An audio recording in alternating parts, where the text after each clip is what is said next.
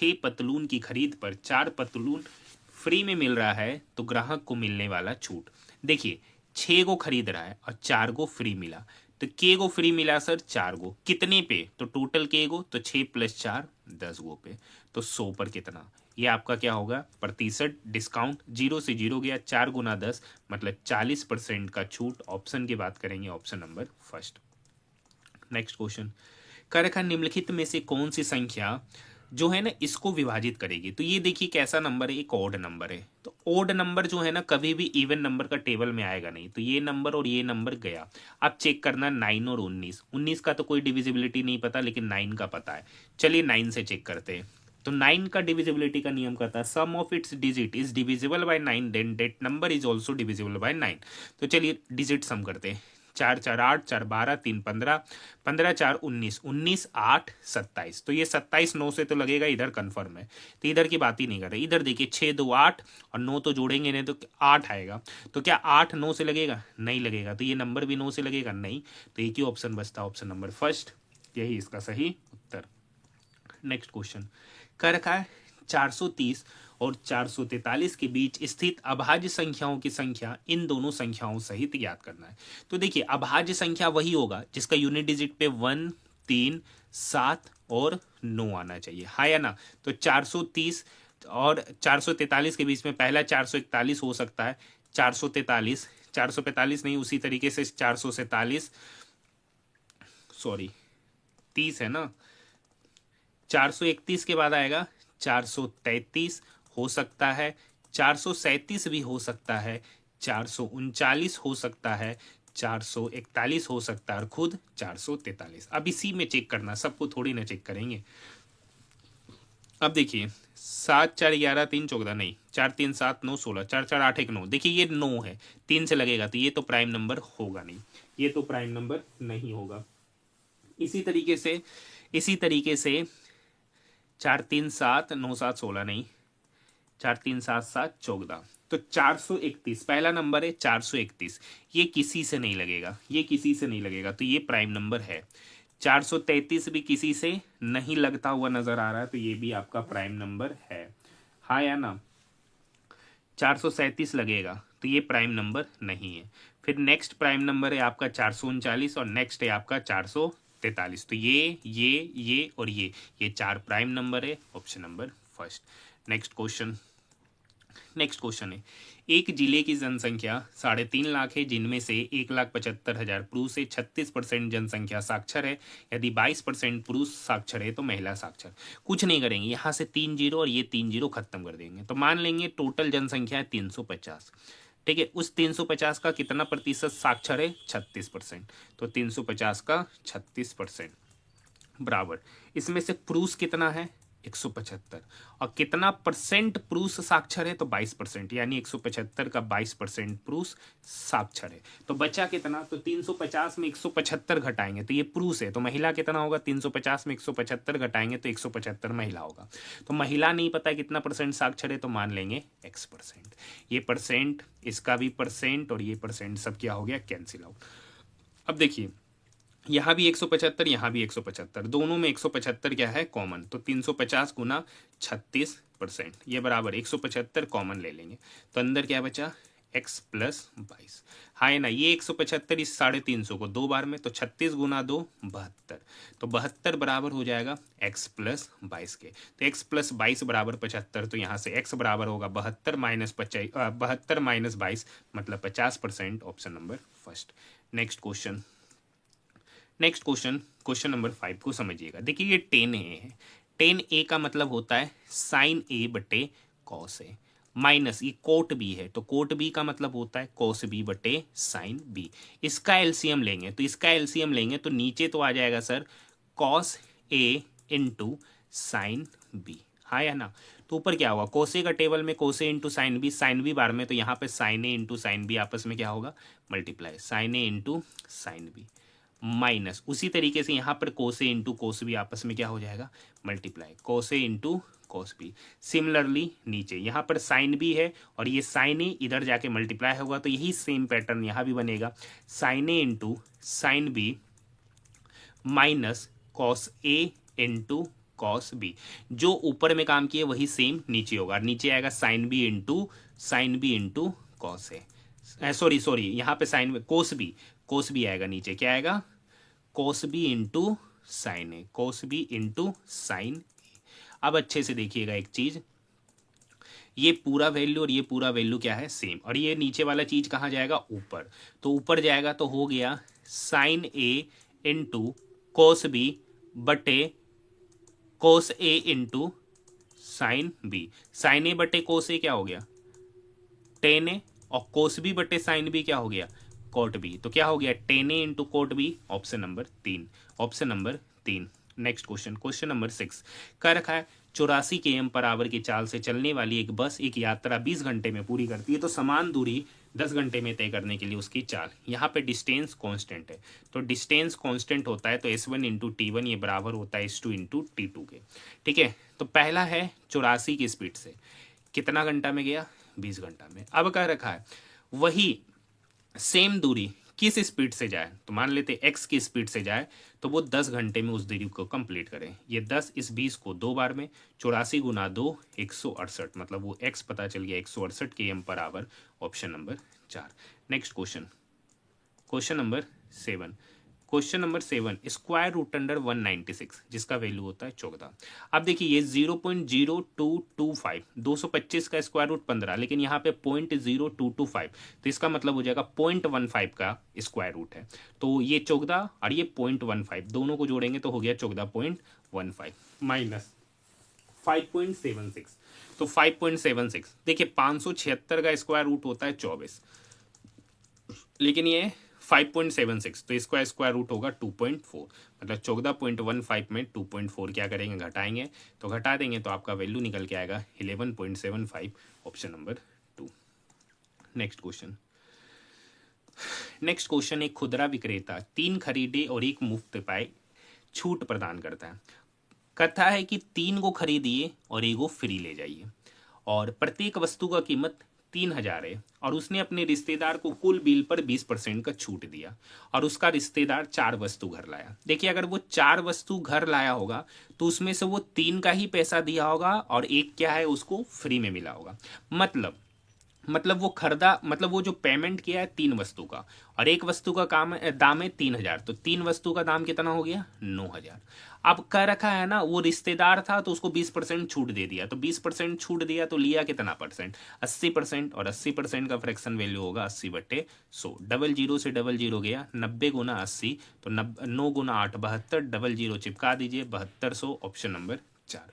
Next question, देखिए बहुलक निकालना है, तो बहुलक निकालने का बिल्कुल आसान तरीका होता है, डाटा देखिए कौन सा डाटा सबसे ज़्यादा बार रिपीट हुआ, जो डाटा सबसे ज़्यादा बार रिपीट हुआ वही उसका बहुलक होगा। तो यहाँ देखिए 18 1 2 3 4, तो 18 यहाँ पर देखिए टोटल 4 बार रिपीट हुआ है। 10 देखेंगे तो 10 टोटल 1 बार है, 15 देखेंगे तो 15 भी टोटल 1 बार है, और 13 देखेंगे तो 13 भी टोटल 1 बार है। तो कौन सबसे ज़्यादा बार रिपीट हो रहा है 18 4 बार, तो यही इसका बहुलक। Option number 1। देखिए ये प्रश्न बहुत बार पूछा जा चुका है और मैंने डेली कराया है, तो आज का जो होमवर्क है मैथ का वो आपका है क्वेश्चन नंबर 10। मैथ का क्वेश्चन नंबर 10 आज आप लोगों के लिए होमवर्क है। इस प्रश्न का सॉल्यूशन आप लोग मुझे कमेंट सेक्शन में कमेंट करके जरूर बताइएगा कि किससे किससे ये प्रश्न बना है। नेक्स्ट क्वेश्चन है, P की वर्तमान आयु का दोगुना Q की वर्तमान आयु से 41 वर्ष अधिक है। कह रखा P की वर्तमान आयु 2P, ये Q की वर्तमान आयु से 41 वर्ष अधिक है, हाँ या ना। अब कह रखा 7 वर्ष बाद Q की आयु का 9 गुना, 7 वर्ष बाद, तो 7 वर्ष बाद Q की आयु क्या होगा Q + 7, और उसका 9 गुना।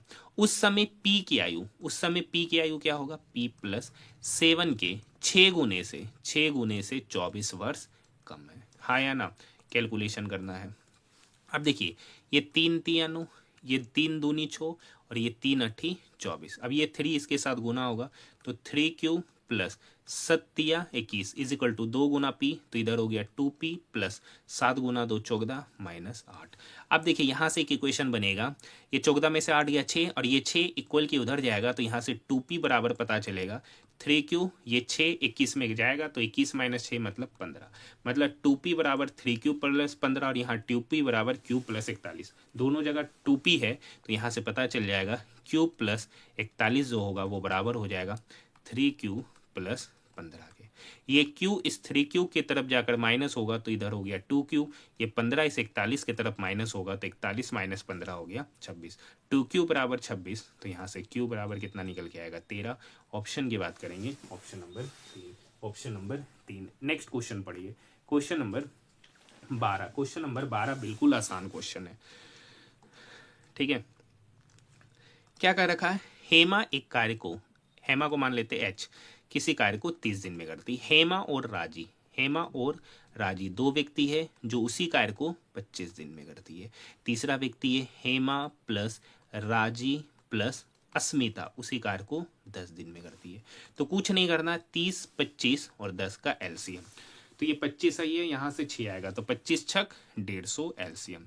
तो हेमा 30 दिन में 150 काम की तो हेमा का एफिशिएंसी 6, हेमा प्लस राजी 25 दिन में 150 काम की तो हेमा प्लस राजी का एफिशिएंसी, सॉरी यहाँ पे हेमा 30 दिन में 150 काम की तो यहाँ पर हेमा के एफिशिएंसी 5, हेमा प्लस राजी 25 दिन में 150 काम किया तो यहाँ हेमा प्लस राजी की एफिशिएंसी 6, यहाँ हेमा प्लस राजी प्लस अस्मिता 10 दिन में 150 काम की तो इनका एफिशिएंसी का योग हो गया 15। अब क्या रखा है, इस कार्य को हेमा और अस्मिता से कराना है, तो हेमा प्लस अस्मिता का एफिशिएंसी, हेमा का तो एफिशिएंसी 5 है, अस्मिता का कितना होगा, तो देखिए हेमा प्लस राजी का एफिशिएंसी 6, हेमा प्लस राजी प्लस अस्मिता का एफिशिएंसी 15, तो अस्मिता का कितना होगा, तो 15 माइनस 6, 15 माइनस 6 मतलब 9, तो हेमा प्लस अस्मिता का एफिशिएंसी का योग कितना हो गया, तो 9 प्लस 5 14। टोटल काम कितना है 150, इस 150 काम को 14 एफिशिएंसी के साथ करना है तो कितना समय में करेगा, तो 2 से कटेगा 75 बार में और 2 से 14 कटा 7 बार में, तो 75/7 दिन, ऑप्शन नंबर 3। देखिए ये एक 5 स्टार क्वेश्चन है, ये एक 5 स्टार क्वेश्चन है।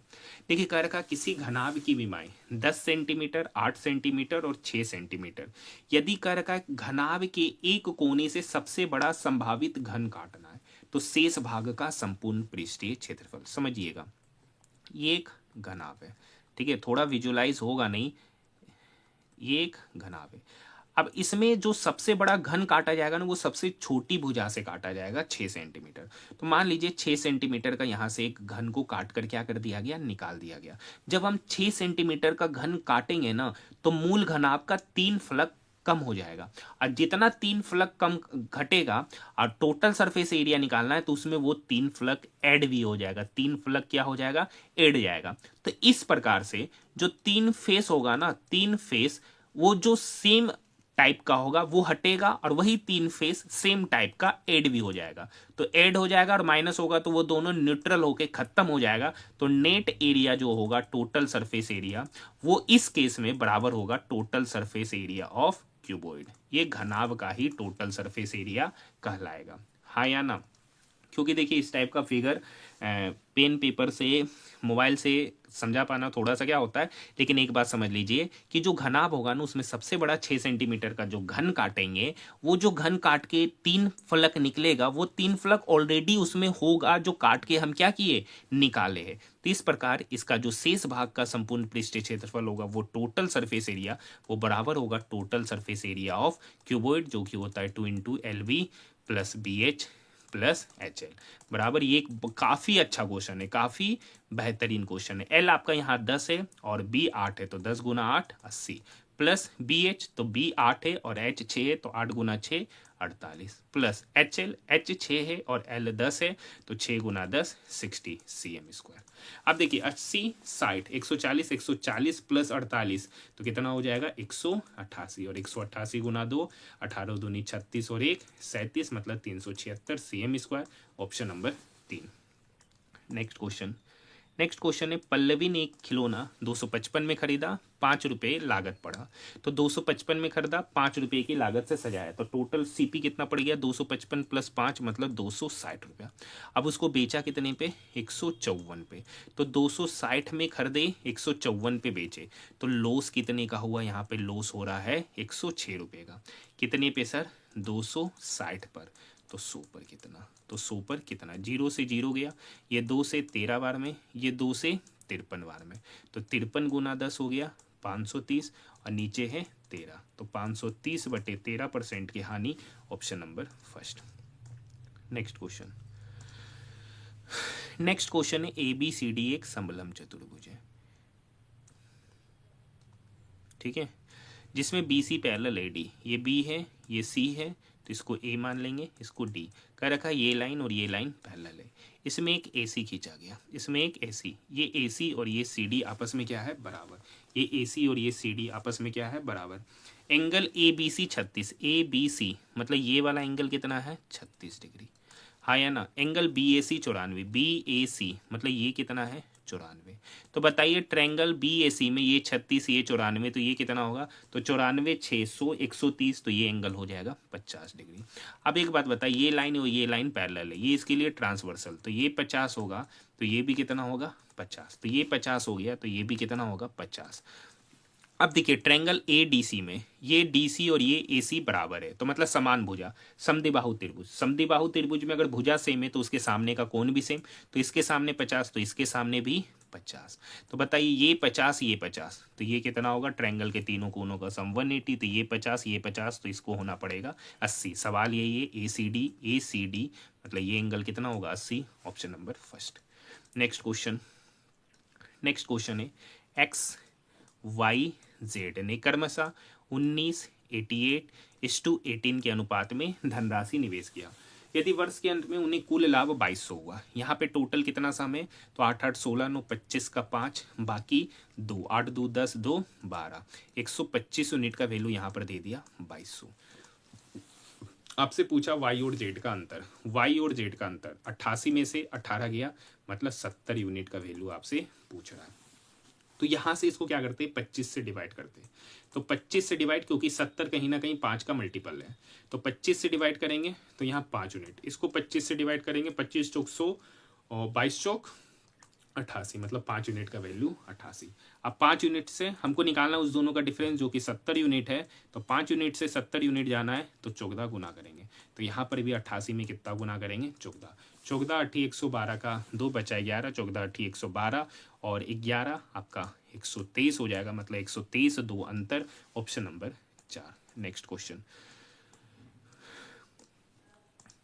देखिए, नेक्स्ट क्वेश्चन है तुषार प्लस सलील प्लस मुकुंद का औसत वजन 45 kg है।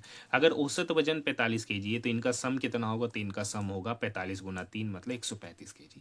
उसमें से तुषार प्लस सलील का औसत वजन 44 kg, अगर औसत वजन 44 kg है तो सम कितना होगा, 88।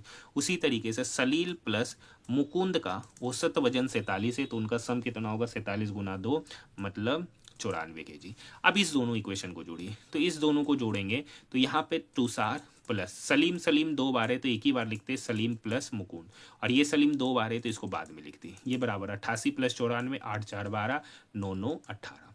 ठीक है, अब देखिए तुषार प्लस सलीम प्लस मुकुंद ये कितना है, 135, तो 135 प्लस सलील बराबर 182, तो यहाँ से सलील बराबर होगा 182 माइनस 135, 12 में से 5 गया 7, 7 में से 3 गया 4, 47, ऑप्शन नंबर 2। ये हो गया प्रोसेस। डायरेक्ट क्या करना है, इसका दुगुना जोड़ दीजिए और इसका 3 गुने में घटा दीजिए, मतलब इस दोनों का जोड़ को इसमें क्या कर दीजिए, घटा देना है, हाँ या ना।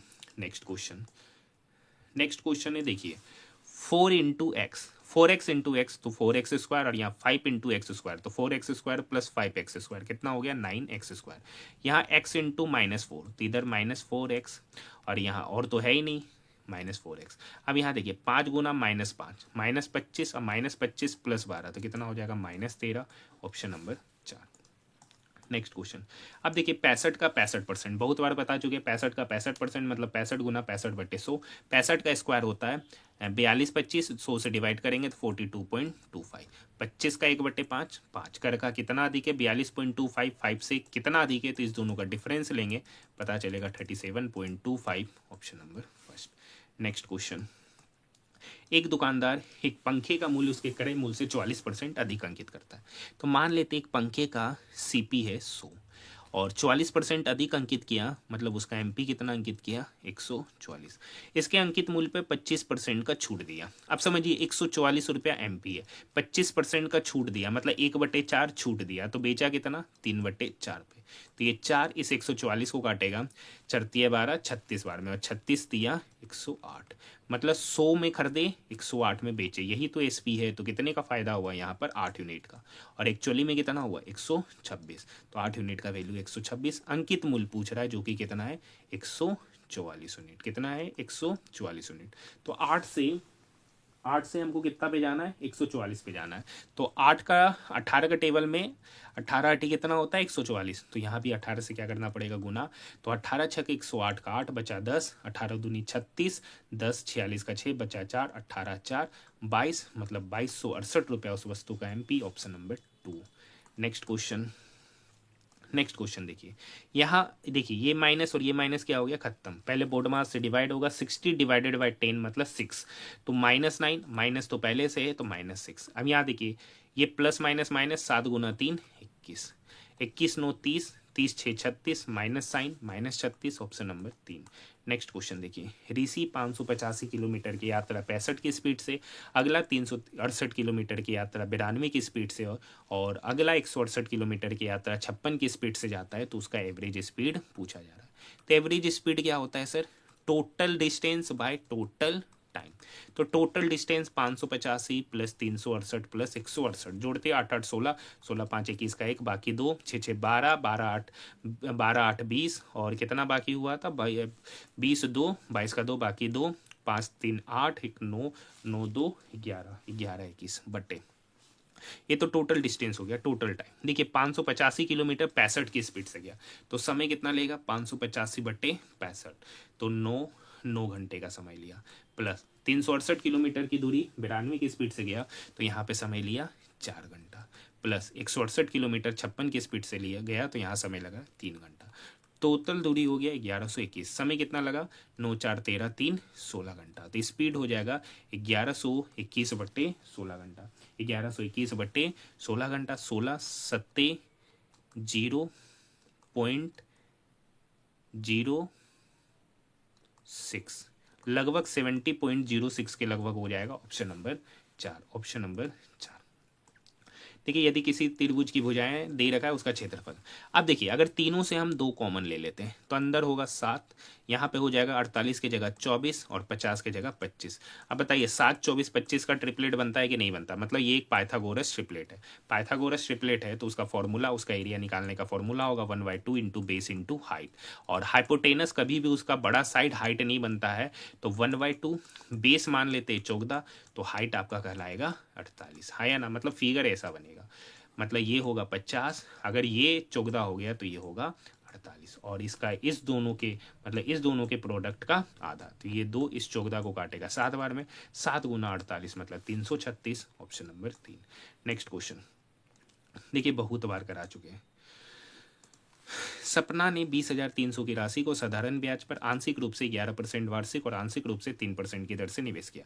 तो कि मान लेते 20,300 रुपये की राशि को, तो पहला व्यक्ति को x रुपया दिया और वो 3% की दर से लगाया, दूसरा व्यक्ति को y रुपया दिया और वो उसको 11% की दर से लगाया, तो कर रखा 5 वर्षों के बाद ब्याज सेम मिला। तो ये प्रिंसिपल हो गया, ये रेट हो गया, गुना 5 और यहाँ भी गुना 5 बटे 100/100, कर का ब्याज सेम है, तो ये 100 कटेगा, ये 5 क्या होगा कटेगा, इसलिए हम इतना नहीं लिखते थे, हम डायरेक्ट क्या लिखते थे, हमेशा आपको याद होगा हम डायरेक्ट लिखते थे कि 3x जो है ना वो बराबर है 11y के, तो यहाँ से x/y जो होगा वो पता चलेगा, सॉरी उल्टा लिख दिए, पहला है 11% की दर से, पहला क्या है 11% की दर से, है ना, और दूसरा व्यक्ति को जो y रुपया दिया वो 3% की दर से, तो यहाँ से x/y कितना निकलेगा 3/11।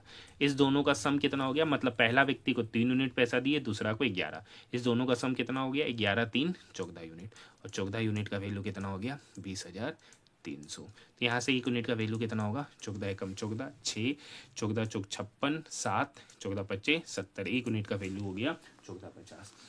आपसे पूछा है 11%, तो 11% की दर से कितना राशि लगाया, 3 यूनिट, तो एक यूनिट का वैल्यू 1450, तो 3 यूनिट का वैल्यू होगा 3 गुना 1450, तो 1450 गुना 3 4350, option number 4। Next question, next question है, ए किसी कार्य को 16 दिन में, बी उसी कार्य को 18 दिन में, तो वे 4 दिनों तक एक साथ कार्य करते तो कितना भाग बचेगा।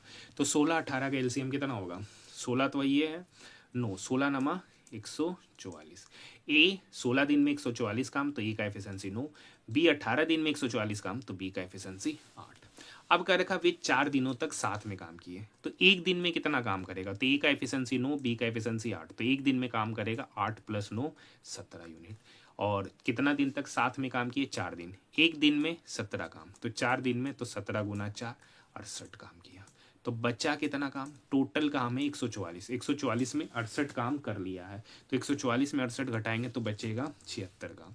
कितने में, तो कितने में, तो 144 में, तो कितना भाग बचा, तो ये किससे घटेगा, 4 से 19 बार में, और ये 4 से 36 बार में, तो कितना काम बच गया है सर, तो 19/36, 19/36 मतलब ऑप्शन नंबर 4। नेक्स्ट क्वेश्चन, संख्याएं 14.2 और 0.05 का एलसीएम, तो पहले इसको फ्रैक्शन में कन्वर्ट करेंगे, तो 14.2 से डेसिमल हटाएंगे तो 142/100, और दूसरा है 0.05 से डेसिमल हटाएंगे तो 5/100। सिंपलेस्ट फॉर्म में तो ये हो गया 71/71 कितने से लगाएंगे, 2 से लगा रहे हैं ना, तो 71/50, और ये काटेंगे तो 5/100 मतलब 1/20। एलसीएम लेना है तो ऊपर वाले का एलसीएम हो जाएगा, नीचे वाले का एचसीएफ, तो 71 और 1 का एलसीएम 71, और 50 और 20 का 50 और 20 का जो एचसीएफ होगा वो आपका कितना होगा, कितना होगा, 50 और 20 का एचसीएफ, उल्टा ले लिए क्या कुछ, सॉरी यहाँ 10 है ना, तो 142/10 मतलब 71/5, तो 5 और 20 का एलसीएम कितना, एचसीएफ कितना होगा 5, तो 71/5, तो 71/5 मतलब 14.2, ऑप्शन की बात करेंगे ऑप्शन नंबर 2। नेक्स्ट क्वेश्चन, 400 और 4 का मध्यानुपाती, जैसे आपको पता है ए और बी का मध्यानुपाती क्या होगा, तो ए और बी के प्रोडक्ट का स्क्वायर रूट, तो यहाँ पर हो जाएगा 400 गुना 4 का प्रोडक्ट का स्क्वायर रूट, तो 400 गुना 4 1600, 1600 का square root 40, option number 4। Next question है, दो क्रमागत सम प्राकृतिक संख्याओं के वर्ग को योग, तो मान लेते कि पहली संख्या है x, तो उसका क्रमागत सम प्राकृतिक संख्या क्या होगा, x + 2, तो x² प्लस x+2 का होल स्क्वायर, ये बराबर हो गया 164 के। हाँ है ना, तो संख्याओं का योग मतलब आपसे पूछ रहा है x + x+2, हाँ है ना, तो कोई भी अपने नंबर से मानते हैं, तो ये 18 है ना, तो एक को 8 बोलेंगे तो दूसरा को 10। अब देखिए, तो 8 का स्क्वायर कितना हो गया 64, 10 का स्क्वायर कितना हो गया 100, तो 64 + 100 164 आ ही गया, मतलब यही हमारा क्या है, सही है। बाकी 8 तोड़िएगा तो मतलब इस तरीके से तोड़ना है कि पहला नंबर दूसरे से 2 ज़्यादा होना चाहिए और उसका सम ये ऑप्शन होना चाहिए। बाकी इसको सॉल्व करना है तो ये x² प्लस x+2 का होल स्क्वायर मतलब x² प्लस 2x प्लस 4 = 164, तो यहाँ पे करेंगे 2x² प्लस 2x, ये 164 इधर आके घटेगा तो -160 = 0, तो यहाँ से पता चल गया x² प्लस x माइनस 80 = 0। इस तरीके से नहीं यहाँ सॉरी 2 2 जा 4x, इसीलिए नहीं सोल्व हो रहा था, तो यहाँ पे हो जाएगा 4x, तो यहाँ होगा 2x, तो x² प्लस 2x माइनस 80 = 0। इसको सॉल्व करेंगे तो ये 80 है, तो 8 2 मतलब इसके 2 रूट निकलेंगे 10 और 8। अब यहाँ पे माइनस साइन है, तो माइनस साइन है तो बड़ा वाला b के अपोजिट, मतलब ये माइनस होगा और ये प्लस, मतलब इसके 2 रूट निकलेंगे -10 और 8। प्राकृतिक संख्या बोला है तो -10 होगा नहीं, तो बड़ा संख्या क्या मतलब वो संख्या क्या बनेगा 8, इसका आगे का सम संख्या क्या बनेगा 10, तो इस दोनों का योग कितना हो गया 8 + 10 18, ये हो गया बाय प्रोसेस, हाँ या ना। नेक्स्ट क्वेश्चन है 4,000 रुपये की धनराशि। देखिए ये क्वेश्चन इतना बार पूछा जा चुका है ना, हम बिना गिने बता सकते हैं कि यहाँ पे टोटल डेज 61 होगा, ठीक है। और यहाँ पे रेट ऑफ इंटरेस्ट है 7.5%। आप देखिए लीप ईयर है और टोटल डेज है 61/366 गुना 100। हाँ या ना, ये 61 इस 366 को 6, बाकी आप खुद से गिन सकते हैं, बहुत बार करा चुके। 0000 और ये डेसिमल इस जीरो को भी काट देगा। ऊपर हो गया 75 गुना 4, तो 75 गुना 4 हो गया 300/6। 300/6 मतलब 50 रुपया। Option number 4, option number 4। आगे का क्वेश्चन देखने